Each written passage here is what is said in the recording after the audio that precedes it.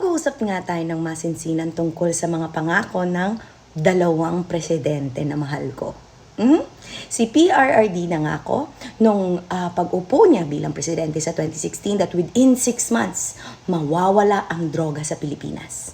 Though alam natin na hindi naman nangyari, may pagbabago, yes, sa termino niya, pero hindi talaga ito nangyari. At actually, bumalik ngayon with a vengeance, hindi po ba? At hindi nyo din po ba naintindihan na hindi ito nagawa ni PRRD dahil ang protektor ng mga drug lords sa Pilipinas ay kasama sa mga general na nasa PNP. True or false? Hindi ba ongoing ngayon ang investigasyon tungkol dyan? Paano naman kasi na nangako nga ang presidente natin pero kung yung mga tao sa ilalim niya hindi naman nakikisali sa pangakong ito, paano kaya natin ito makukuha? Pero yun nga, ang presidente na talaga namang may ginagawa, laging napapasama. Katulad na rin yan ng pangako ni PBBM na gawing 20 pesos ang bigas. Pero kayo tong mga hindi nag-iisip na number 1, ang kawawa dito, actually, hindi yung nakakabili. Ang kawawa dito, kung talagang ngawang-ngawa kayo sa 20 pesos na bigas, ay ang mga magsasaka na nagsaka sa bigas na ito. Hindi po ba? Sige, ibigay na natin yung 20 pesos mong bigas para manahimik ka. Pero let's see, paano po napupunta ang bigas from the farmlands to the market? Hindi ba through the farm-to-market roads? Hindi po ba ito ginagamitan ng langis? Pag-uusapan natin ang langis, bumababa ang presyo ng langis?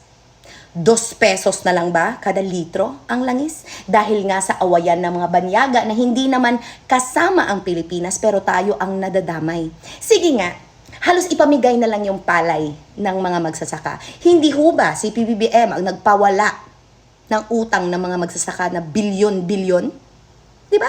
Isa yon sa mga ginawa niya. Pangalawang ginawa niya ay ang atasan, ang Congress sa pamumuno ni House Speaker Martin Romualdez na hanapin ang mga malalaking rice smugglers, gawa ng bagong batas at ipampadlock ang mga malalaki na mga warehouses dahil tumataas ang presyo ng bigas just because langis, presyo sa merkado, dahil sa mga corrupt na mga opisyal, kasi alam naman natin na may corrupt at may hindi corrupt.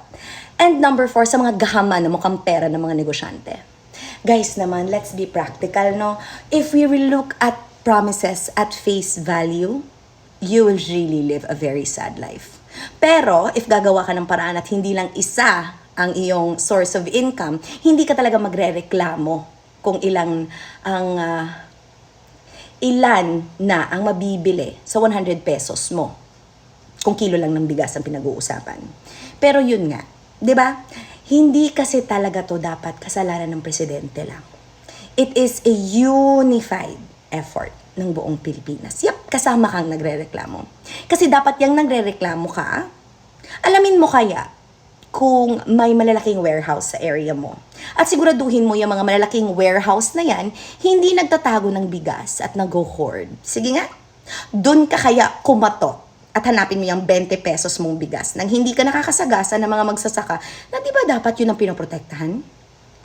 Sige, gamitan mo ng logic at math and we'll see what you come up. Or, you listen to what I have to say. Why don't you look for another source of income? Imbes na nasa TikTok ka nagko-comment ng kung ano-ano at hindi mo ginagamit ang kukote mo para maghanap ng pera. May mga i-share ako na news after nitong video na to kasi gusto ko lang talaga kasi kayong i-remind na focus kayo sa promises ng presidente na hindi niya nagawa pero hindi niyo naiintindihan ang mga pangyayari na nakapaligid dito para hindi niya may ikasakatuparan ang isang pangako na trust me, ginagawa naman ng paraan. Okay? Naiintindihan niyo po ba? Good. Ingat!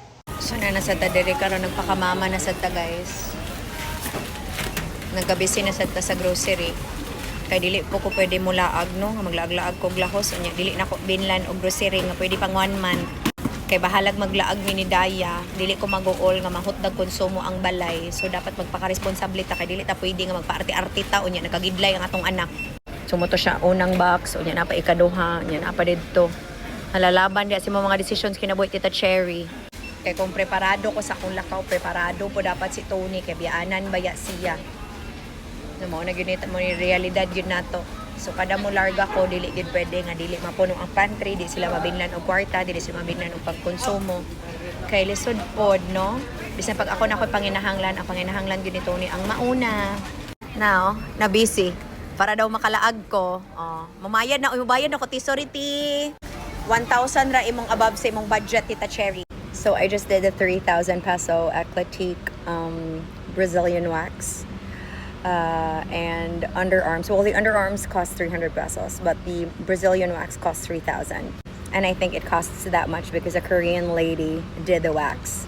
And to be fair, that is the most action that I've had for more than a year. Pero yes, 3,000 pesos kay siya, gangs.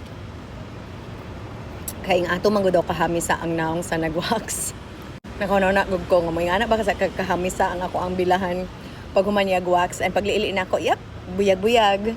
Although syempre na ay language barrier, pero grateful kay ko sa iya kay sakit man gyud ang Brazilian wax pero kaya-kaya ra. Mingon siya, ate, painful a little bit.